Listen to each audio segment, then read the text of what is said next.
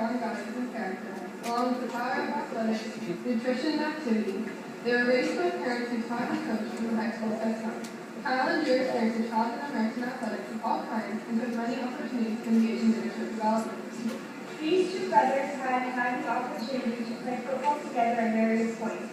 From high school here at WVHS, their then quarterback Kyle led the team to 5 consecutive years of championships, to their notable football career at Bishop's University. The duo have together lived to play. Drew loved music and played in the school's jazz band.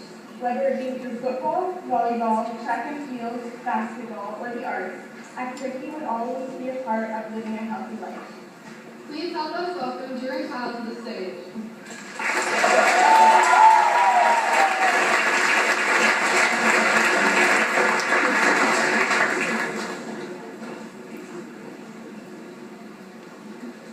When people ask me where I'm from, I don't say Oakville, I don't say Burlington, I don't even say Hamilton.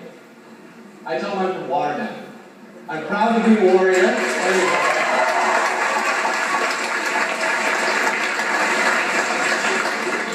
My brother and I went to the school, so did my sister. And my parents were part of the school as well. They were out at pretty much every Friday night football game that we played here, announcing, setting up, organizing, being a part of this awesome school. And we're here to celebrate today, as you heard. Celebrate this community, celebrate this school, and we're also here to celebrate a special moment with you guys. Not only are we here to celebrate the expansion, but we're also celebrating the launch of our Turn It Out campaign. A few months ago, Kyle and I quit our jobs to dedicate our lives to our new business, Heal for Life, healthy, everyday, active living for life.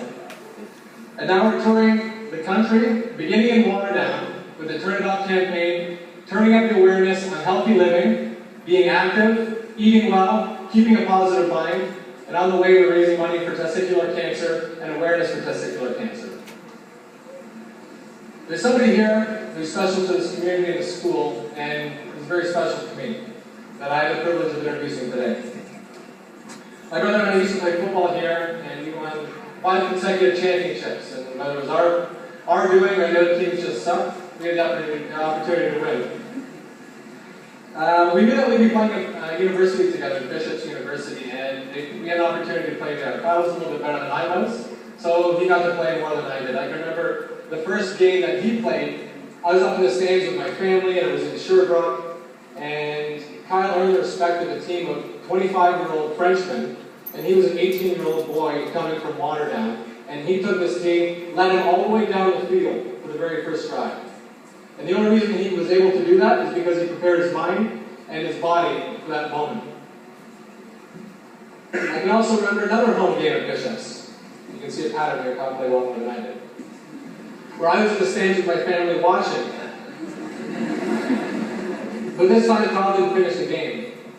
He got hit by a linebacker, knocked out unconscious on the field, taken away in an ambulance, brought to the hospital to undergo a series of tests.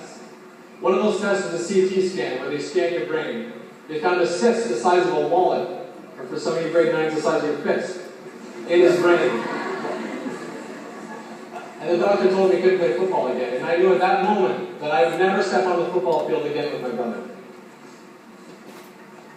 Another quick story I want to share before I bring Kyle up is when he was diagnosed with testicular cancer. I can remember being with my family, but this time we weren't in the stands. We were on the porch of the doctor's office. And my brother and my dad came out. And my dad had a white face, totally shocked. And my brother had tears streaming down his face. And he said to us, "I have cancer. The doctor just diagnosed me with testicular cancer." There's nothing I could do at that moment. I felt totally helpless. All I could control is the way I reacted and dealt with that situation. We all lived together as a family, we gave each other a hug, and that was the first step in our journey that brought us here today. And before I bring my brother up to share a few stories, I want to set the mood here. We're not here to cry, we're not here to make you feel bad, we're not here to make you feel pity. We're here to celebrate. And my brother's been through a lot that some people think he should have never gone through at such a young age. I disagree. Steve Jobs once said that remembering that he died is the single most tool to help him make the big choices in life. Because almost everything, all external expectations, all pride, all fear, or embarrassment of failure, these things just fall away in the face of death, leaving only what is truly important. Remembering that you're going to die, remember that he was going to die is the best way he knew to avoid the trap of thinking that you have something to lose. At that point, you're already naked.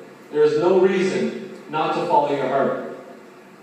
Now, my brother's going to bring some energy to this gym, and the first story is set in a football locker room. And if you've ever been in a locker room, there's a whole lot of energy there. And as you can feel right now, you have to give him some energy before it brings you to you. Everybody want to do? You can clap for it. Let's guys stand for a lot. You can calm down. You can put up. You can see the hands in the face. Let's see the show and show it. Ladies and gentlemen, my brother, Scott.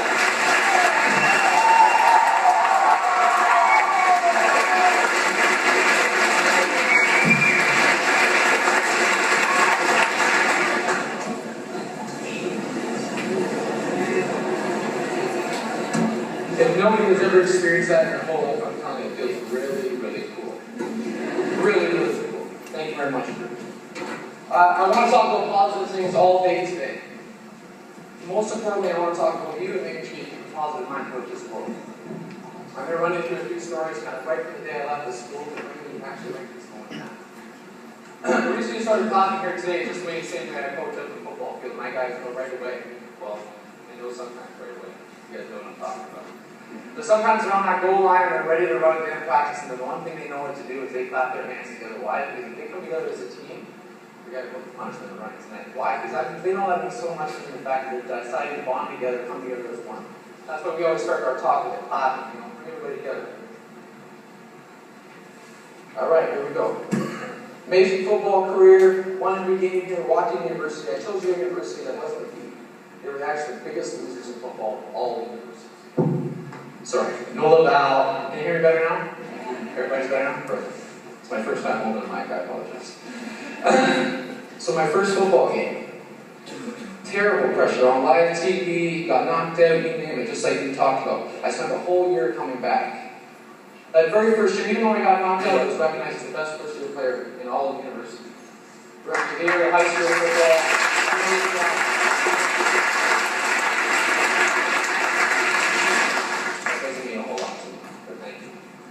I'm going to bring you to the game, my very last game before I decided to quit.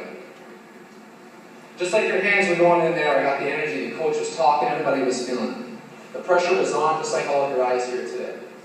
I felt pressure from my peers, I felt pressure from my family, I felt pressure from my teammates. I had to perform. You get your accolades like that, all eyes are on you. Alright, I felt pretty good. Kickoff happens. Lining up, just like the crowd, just like you did. Sitting there like this, ball goes over my head, boom, I go dive and get it, two guys claps, either side of my head. Boom! My biggest fear came true. I'd been knocked out the first year, battled my way back, trained all summer long, got the green light to play again. My career to go pro was still there. I saw it, still there. Once that ball went over my head and I fell down, done. Not only was it done, I had to do it in front of all of you just like this. I had to take a knee. Not only during that knee, I took a knee, I had my coach come over to me and my trainer and put my hand on my back, they threw a towel over my face, because I was bawling my eyes out. Why? Because I thought this was all I had. That's all I ever went to school for, all I ever knew. God dated the girls because I was a quarterback. Man, I thought life was good. Now what? Huh? Just because you don't play football doesn't make you special? Just because you're in the arts makes you special? What made me? All I had was a football on my hand and a jersey on my chest. If that was it, then I'm done. Totally done. Put that towel over your head, continue those cries, and walk your butt off the field. No, that wasn't it for me. That pro career, I saw it, I wanted it so bad, I thought there has to be a new way. Has to be a new way. If one path got knocked down, another one just got readjusted. I'm going to go coach. We learned one thing in football, we had a 24-hour rule. No matter what in football, whether win or lose, 24 hours later, we move on. We celebrate, we feel bad for ourselves. Next day of practice on Monday, we're moving on. I went 2 full years coaching university. It was absolutely the best thing in my life. Absolute best thing in my life. I was going into the summer working just like you guys do, working on a landscape job in Waterdown. Felt my testicle, something's not up. Something's up. I was working with my buddy, a landscape crew, and I felt that I didn't want to say anything because, again, I was shy. Something happened in my life and I didn't know how to react. I went through football and I had to take control of the situation because instead of being tired and sick of those concussions and feeling that, I had to give it up. So now I'm in a position I felt the testicle and I didn't know what to do. I was fearful. Not like the football where I had to take an injury and take a knee because I was seeing the whiteouts and seeing the bucks. This one was totally different. It took me 2.5 weeks to eventually say something to my best friend. My now wife at the time was dating me at the time and working at the same time. I chose not to say a word because I was scared. I didn't know what to do.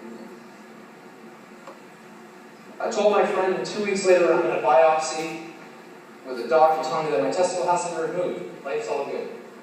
Perfect. Just when I went through the peak of the football, down from football, back up, back on top of coaching on, back down again because I can't even go to university anymore. Why? Because I gotta stay home and deal with this cancer. This sucked. I was pissed.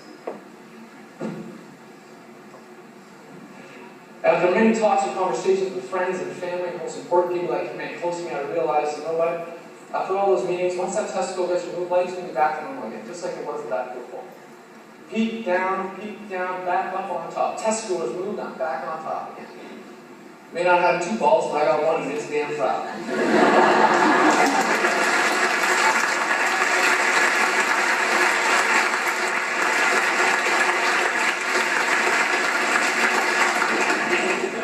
So after a long way to battle, testicle is removed, and the doctors, everything's green light. I am so happy. I go back in, I have to see surveillance every month. I have to go back in for the rest of my life to get checked out. After the 3rd month of going great checkups, you know what? I felt like I was back on top again. I felt alive. I felt energetic. I took care of my body. I ate well. I prepared, ready to roll. I got my biopsy results of that testicle 2 weeks after it was out. After all these other conversations with football, taking the cancer, now I'm sitting here going, just give me some big news, please. Not a chance. They came back and told me my cancer was not only rare, but aggressive and reoccurring. Dang! So, after 3 months, I got a phone call. Just a reminder of phone calls. Phone calls are one of the biggest things I hear in this entire world. It sounds stupid. The fact the phone ringing makes me fearful. So that testicle was moved. 2 weeks later, I get a call. That same phone rings. This time it's not from a familiar voice. It's from a new doctor. A doctor grabbed my file and said, you know what, pal, something's not right here. What do you mean something's not right? Well, you guys had this on lockdown. Oh no, it's not right. They've actually found 2 spots, one in front of your heart, one in front of your spine that's infected. Okay? What do I do? I felt like I've dealt with everything at this point. What do you do? Slap in the face again? Not a chance. I felt like slapped enough. Sure, let's deal with it. No problem. Let me just describe to you what a meeting is like for these people. For people who haven't been experiencing this, I really want to share this with you. I met a guy on a phone call conversation for 2 minutes. He said, come meet me tomorrow in my office. No problem. So, walk into the office just like this. Open the door, sit down. My dad is sitting just over there. The guy looks at me and in about 2 minutes describes his surgery. And this surgery is going to look like this. Well, Kyle, there's only a few of us that do this in this country. I'm one of them. So you're very lucky. Come on, get myself that right away. He said he's going to cut me from here to here. He's going to complete RPL&D, a lymph node dissectomy. My lymph nodes by the side of my heart and front of my spine were all infected, so I had to do a full RPL&D. It was a 9.5-hour surgery. They cut me right from here all the way down around your blood button, right to your pelvic bone. They're removing absolutely everything out. Just keep in mind, I'm going through a ton of emotions, sitting in the little room with my dad, and this guy's drawing this on a piece of paper. You sit down in the doctor's office, that little sheet, and he's got a Sharpie. Just to put it in context for me. Sitting down with my pops, and he's like, oh man. He's writing down that he's going to cut me all the way down here, around my belly button, down to my pelvic bone, or in here. He's going to remove everything, all my intestines, you name it. Take care of my lymphatic system, sew me back up 9 hours later, and then throw me through a surgical chemo, the exact same as Lance Armstrong. Wow. He looks at me and says, any questions? And at that point, it's kind of humorous to me too, in a situation that you can think that is like the most unhumorous, you want to be crying, but the crying is done. There's going to be obstacles that are along this way that I just eventually have to deal with. And I was really thankful that you actually take the time to ask me a question, but there ain't no questions here for you, my man. You get your job done and take care of me. I promise I'll take care of everything after that. 6 weeks later. 6 weeks later, the day arrives for the surgery.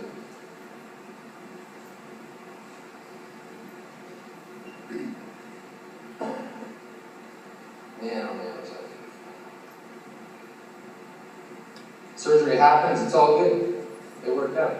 I'm still here today. It was 2 weeks after that surgery that I started to begin my chemo treatment. And for those of you who haven't done chemo before, it's an amazing experience in doing it all. It's crazy. I've lost to somebody with chemo. Well, you know what? For those who have lost anybody that has dealt with troubles, I hear you have to go for it.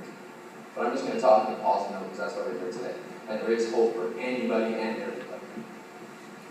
That chemo experience to me was the best thing in my life. Just when I thought that I was on top of the world here, partying, living the life, hanging out with girls, winning football games, reading university. And then what? It all shuts down and you realize that all of these other moments in your life scale mean about this much. So that comment she made to me earlier about being ugly or fat, or got zits in my face, or I'm too chubby, guess what, that person, it doesn't matter. It's like this big when you get these life events. This big. And remember that. So anytime someone decides to bully you, talk to you, push you around, say that you're not significant enough, life scale. Where does that rank? And for me, that's about, maybe this thing right here. Living is why I'm here. I'd like to share with you 3 stories during chemo. First one. Sorry, that sometimes gets a little emotional. First one is preparing the body. Like I talked about, I had 6 weeks before that surgery. My dad quit his job first semester of school. I guess he was allowed to take it off. For those of you who let him take it off, I apologize for saying that. It took 6 weeks off before my surgery to prepare for me. We worked out twice a week, or twice a day, for 6 days straight. My surgery was quite extensive. That 6 weeks of training and quality time that we got to spend together, I don't know if my dad knew I was going to live. There's a thought for a day. What if something went wrong, he sliced it the wrong way? Just to let you know, I've got 2 valves in my I forget what this thing is here, but it's rare. And he cuts one of those off, 50% of the function is gone. So anything could have happened. So during that time, I always wondered if my dad was thinking, you know what, I'm going to prepare Kyle for this surgery because the 6 weeks after the preparation is going to be really paid off when we prepped it. So number 1, thank you. We spent a lot of good time here.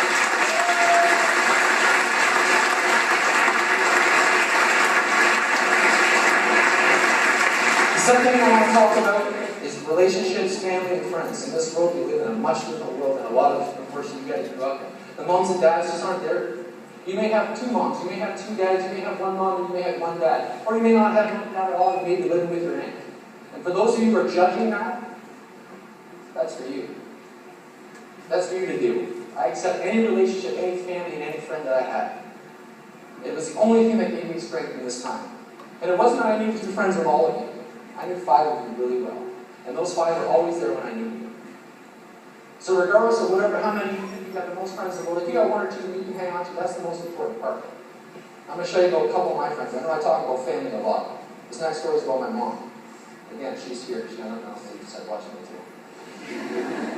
We talked about coming from the YMCA. I trained there every day that I went through this chemo surgery. I needed something to hang on to. I needed something to work for. I knew that if I prepared my mind and body, I'd be ready for anything, no matter what somebody said to me. But there are going to be some physical changes that go on, let alone the scar, let alone the swelling, you name it. And especially during chemo, the mind plays crazy things on. So one amazing moment I had with my mom, I remember we were sitting in the park driving back from the YMCA. I'd done swimming, so I was trying to get my mobility back. I run my hands through my hair just like this, and bam, there it is. A whole fistful of hair. I've been worried about this moment my whole experience. I thought, Mom, what is going to happen? What am I going to look like? Blah. So I did it. Just like that. I said, Mom, what are we going to do? She looks at me and said, oh, what do you want to do? I said, hang on a second, I got an idea. Pop the rearview mirror down and started taking the patches out. I looked like the scariest thing you've ever seen. Absolute scariest thing you've ever seen. I knew I was going to a dinner party that night with my 3 best friends. Those guys hadn't seen me in 3 weeks since I've been gone through chemo. So no other better way to show up than with your hair all picked out, half bald, no eyebrows, white as a ghost. Needless to say, when I opened up to the door, they had quite the laugh. And by the end of the night, after maybe a few too many drinks, they decided to pick their hair out themselves. And my very last story is a really, really important one. It actually rooted all the way from last night. I was going, oh man, how do I celebrate this amazing day with you guys? I can talk about this cancer story, I can talk about football, great success, a great football player, went through some adversity and cancer. To me, that's a nothing story. That's about this big. We're sitting here with Holocaust victims. Yeah, gut check. A real gut check. That's what's real in this world and what's not. My last story.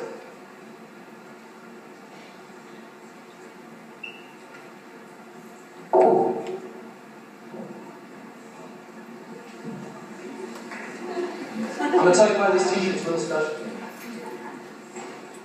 I wore this t-shirt at the 50th anniversary of my grandparents' wedding.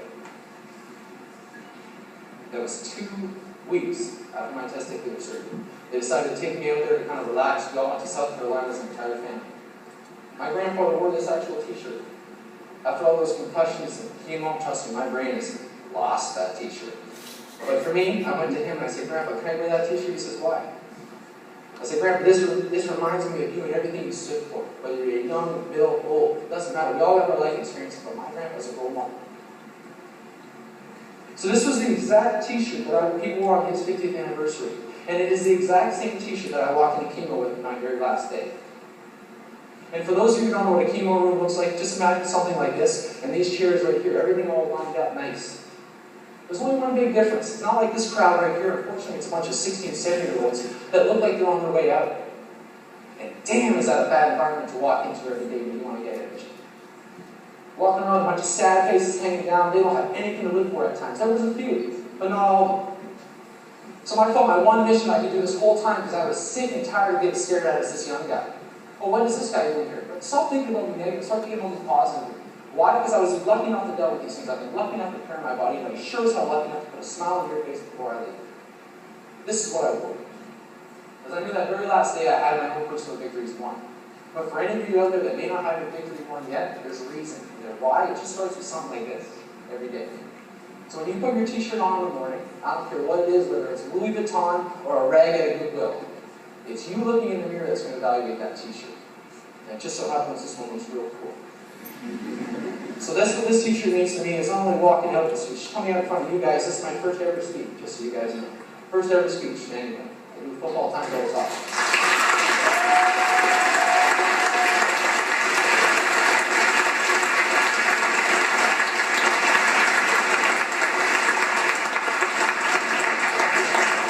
To finish up today, all I want to say is thank you.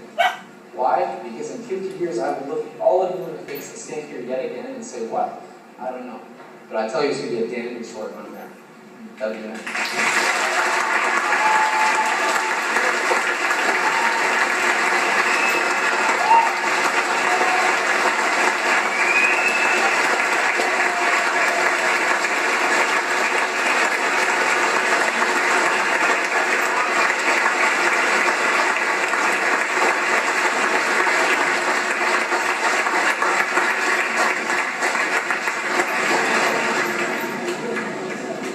Thank you, Drew, for that very motivational talk.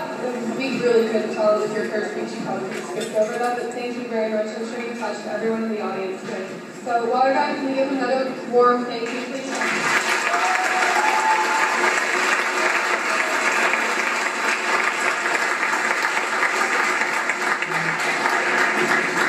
Man, that was something. That was really good. All right, we're about